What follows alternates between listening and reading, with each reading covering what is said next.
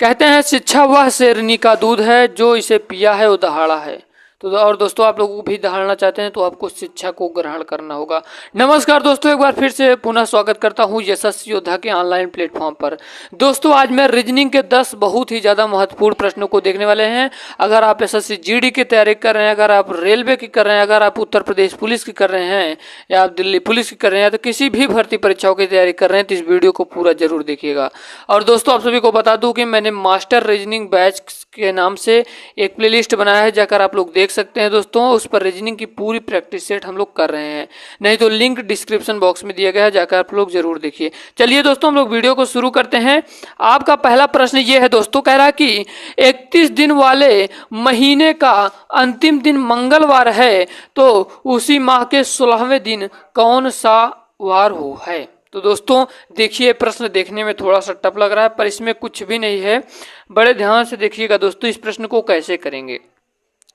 देखिए भैया, 31वें दिन वाले कौन सा, 31 दिन वाले महीने का अंतिम दिन क्या है, मंगलवार है। तो 16वें दिन का पता कैसे करेंगे दोस्तों। देखिए, 31 को जब मंगलवार है तो 31 में से जब हम 7 को घटाएंगे तो कितना आएगा भैया, जब -7 करेंगे तो 24 आएगा, यानी कि 24 को भी मंगलवार है। और 24 में से जब 7 घटाएंगे तो 7 घटाएंगे तो 17 आएगा दोस्तों, तो इस दिन भी मंगलवार है। और 17 से पहले क्या आएगा, 16। 16वें दिन कौन सा दिन होगा, सोमवार होगा। उम्मीद करता हूँ ये वाला प्रश्न समझ में आया। अगर दोस्तों समझ में आया है तो आप लोगों से एक रिक्वेस्ट है, हमारे उन भाई बहन तक जरूर शेयर करिए जिनके पास आज कोचिंग जाने तक के फीस नहीं है। तो इसका करेक्ट आंसर हो जाएगा सोमवार दोस्तों, ऑप्शन नंबर डी वाला से हो जाएगा। चलिए दोस्तों, अब हम लोग चलते हैं अपने नेक्स्ट प्रश्न की ओर। आपका अगला प्रश्न ये है दोस्तों, कह रहा है कि नीचे दी गई श्रृंखला में गलत पद ज्ञात करें। दोस्तों देखिए, अब इस टाइप के प्रश्न बहुत ही ज्यादा रुझाऊ यानी कि आपको परेशान कर देने वाले प्रश्न होते हैं। नीचे दी गई श्रृंखला में गलत पद ज्ञात करना है। 385 दिया है, 462 दिया है, 572 दिया है, 396, 427, 671, 264 दिया है। पहले हम लोग दोस्तों अंतर देखिए, 300 से 462 कर दिया, उसके बाद 500, फिर से 3, 4, फिर से 6 कर दिया, उसके बाद 2 कर दिया। तो दोस्तों ये मेरे तो समझ में नहीं आ रहा है कि कभी कभी दोस्तों ज़्यादा बढ़ा दे रहा है, कभी कभी थोड़ा कम बढ़ा रहा है। तो दोस्तों देखिए, इस सवाल को हम किस प्रकार से हल करेंगे, बड़े ध्यान से देखिएगा दोस्तों। जब हम 3 और 5 को जोड़ेंगे तो 3 और 5 को जोड़ने पर बीच वाली संख्या प्राप्त हो रही, 8 प्राप्त हो रहा है।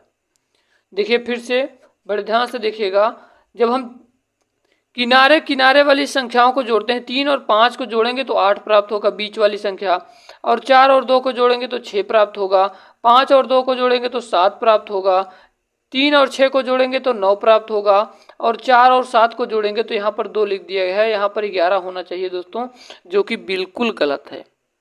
तो और दोस्तों हम लोग इसके आगे देख लेते हैं, क्या यही नियम रेगुलर फॉलो कर रहा है कि नहीं।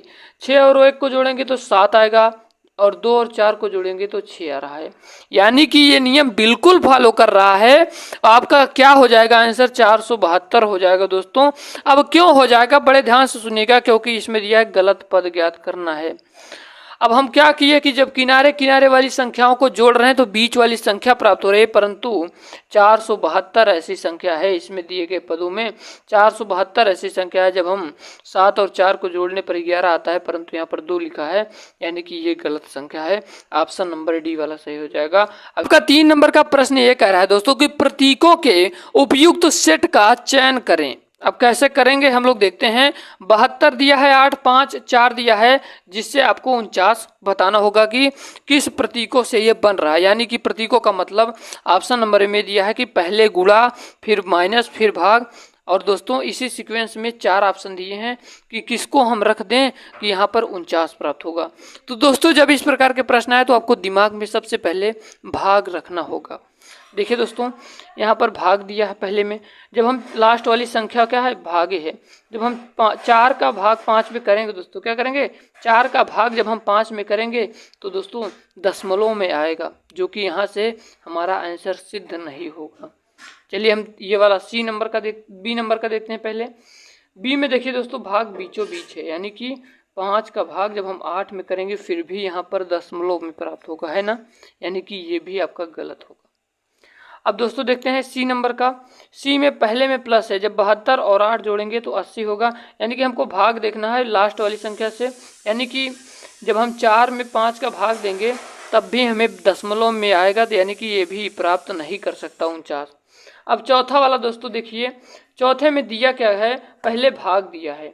अब जब हम 8 का भाग जब हम 72 में करेंगे तो 8 नवैया 72, 8 नवा 72, गुणे दिया है, उसके बाद गुणते 5 और प्लस 4, यानी कि 5 9 45 4 49, यानी कि correct answer option number D वाला हो जाएगा। उम्मीद करता हूँ ये वाला प्रश्न आप सभी के समझ में आया होगा। चलिए अब हम लोग चलते हैं अपने नेक्स्ट प्रश्न की ओर।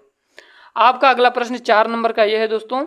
देखिए ये कह रहा है कि 50 से 65 बना तो 101 से क्या बनेगा। दोस्तों हम आपको बता दूं कि इस प्रकार के प्रश्न बहुत ही ज़्यादा दिमाग लगाने की इसमें कोई भी आपको झंझट नहीं रहता है और आप इस प्रश्न को बिल्कुल आसानी से कर सकते हैं। दोस्तों देखिए 50 से 65, पहली चीज़ तो 50 में जब हम 15 प्लस करेंगे तो 65 बनेगा, तो जब हम 101 में 15 प्लस करेंगे तो 116 प्राप्त होगा। क्या इस ऑप्शन में दिया गया है क्या दोस्तों? इस ऑप्शन में नहीं दिया गया है, यानी कि ये रूल मेरा गलत है, यानी कि ये मेरा नियम फॉलो नहीं कर रहा है। तो चलिए हम दूसरा नियम भी लगाते हैं भैया, हमारे पास बहुत ज़्यादा दिमाग है। देखिए 7 का स्क्वायर करेंगे +1, जब 7 7 49 प्लस 1 50 होगा। उसके बाद 8 का स्क्वायर करेंगे, 8 8 64 प्लस 1, तो यहाँ पर 65 प्राप्त होगा। इसी प्रकार से 101, 10 का स्क्वायर +1, 10 धाम 100 प्लस 1 101। उसके बाद 10 के बाद क्या आएगा, देखिए 1 बढ़ा रहा है, 7 के बाद 8, उसके बाद 10 के बाद क्या करेंगे 11, 11 स्क्वायर +1, 11 ग्राम में 121 प्लस 1 122। कहीं दिख रहा है क्या? जी हाँ दिख रहा है, बिल्कुल यही राइट आंसर होगा आपका, ऑप्शन नंबर सी वाला सही हो जाएगा। उम्मीद करता हूँ ये चौथा नंबर का प्रश्न भी आप सभी के समझ में आया होगा। चलिए अब हम लोग चलते हैं अपने आपके अगले प्रश्न की ओर। कह रहा है कि इस चित्र में वृत्त, बड़े ध्यान से देखिएगा दोस्तों इस प्रश्न को, इस चित्र में वृत्त युवाओं का त्रिभुज अशिक्षित व्यक्तियों को और आयत रोजगार में लगे व्यक्तियों को निरूपित करता है। यानी कि ये जो वृत्त है दोस्तों ये युवाओं को, और ये जो त्रिभुज है ये अशिक्षित व्यक्तियों को, और ये जो रोजगार युक्त व्यक्ति है ये दोस्तों किसको ये दर्शाता है? आयत को। ठीक है, तो आपसे पूछ कर रहा है कि कौन सी संख्या युवा, शिक्षित एवं बेरोजगार को निरूपित करता है। तो दोस्तों देखिए आप सभी को बता दूं, क्या एक को देखिए दोस्तों, एक कर क्या रहा है, एक आपको शिक्षित भी है और बेरोजगार भी है। ठीक है, एक ये जो संख्या है ये तो शिक्षित भी है दोस्तों, बेरोजगार भी है, यानी कि correct answer option number D वाला हो जाएगा। डी वाले में एक दिया है, डी वाला सही हो जाएगा। 9 नंबर का प्रश्न कह रहा है दोस्तों कि दी गई प्रश्न आकृति का सही दर्पण प्रतिबिंब चुने। प्रश्न आकृति दोस्तों दिए गए है, आपको क्या बताना है? मिरर इमेज बताना होगा। तो दोस्तों देखिए ये किस प्रकार से बनेगा। ये जो पहला वाला है ये ऐसे बन जाएगा, और जो ये दूसरा वाला है दोस्तों ये इस प्रकार से बन जाना है, यानी कि इसको पलट दिया गया है और बाकी ये दोनों सेम ही रहेंगे। इसका मतलब दोस्तों देखिए इस प्रकार की आकृति की सेम है क्या? बी वाले में देखिए इसी प्रकार की आकृति है, यानी कि correct answer option number B वाला। चलिए अब हम लोग चलते हैं अपने नेक्स्ट प्रश्न की ओर। दोस्तों आपका अगला प्रश्न है कि नीचे दिए गए चित्र में कितने त्रिभुज हैं। जितने भी मेरे दोस्त इससे पहले वाली वीडियो को देखे होंगे वो लोग जरूर बता लेंगे। अगर आप लोग भी नहीं देखे हैं तो जाइए, प्लेलिस्ट हम आपको डिस्क्रिप्शन बॉक्स में दे रहे हैं दोस्तों, मास्टर रीजनिंग बैच के नाम से है। दोस्तों देखिए जब इस टाइप का प्रश्न पूछा जाए तो आपको त्रिभुजों को गिनना है, छोटे छोटे त्रिभुज को, 1 त्रिभुज, 2 त्रिभुज, 3 त्रिभुज, 4 त्रिभुज, 5 त्रिभुज, 6 त्रिभुज, और 6 जितना त्रिभुज है इसका दुगना कर देना, 6 दूना 12। इसका मतलब correct answer option number D वाला हो जाएगा। यहाँ पर डी वाला ऑप्शन करेक्ट हो जाएगा। दोस्तों मान लीजिए यहाँ पर बीच में दिया होता तो क्या होता? जब बीच में दिया होता तो क्या होता? बीच में दिया होता तो एक और ये वाला, एक और ये, यानी कि 8 हो जाता। फिर से आपको बता देते हैं, मान लीजिए यहाँ पर बीच में दिया होता तो क्या होता? फिर से हम यही करते, आपको 1 2 3 छोटे छोटे त्रिभुजों को गिन लेते, 5 6 7 8, और इसका दुगना कर देते, 8 दूना 16। इसका मतलब करेक्ट आंसर दोस्तों अगर दिया होता ऑप्शन में तो इसी प्रकार से होता। जब इस प्रकार के प्रश्न पूछे जाए तो छोटे छोटे त्रिभुजों को गिन लेना है, उसको दो गुना कर देना, आपको इसका करेक्ट आंसर मिल जाएगा। हम लोग चलते हैं अपने नेक्स्ट प्रश्न की ओर। कह रहा है दोस्तों कि नीचे पासे की 2 स्थितियों को दर्शाया गया है। जब संख्या 1 ऊपर हो तो नीचे कौन सी संख्या होगी? दोस्तों देखिए यहाँ पर 1 है, और दोस्तों यहाँ पर देखना होगा 6 और 4 है ना, 2 फलकों पर।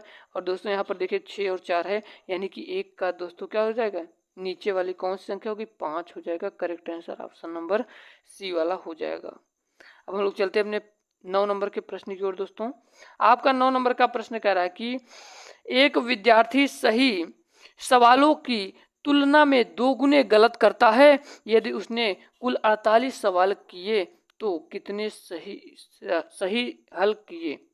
दोस्तों ये मैथमेटिकल रीजनिंग का सवाल है, ये मैथमेटिकल रीजनिंग का है। दोस्तों देखिए, एक विद्यार्थी सही सवालों की तुलना में 2 गुना गलत करता है, यानी कि 1:2।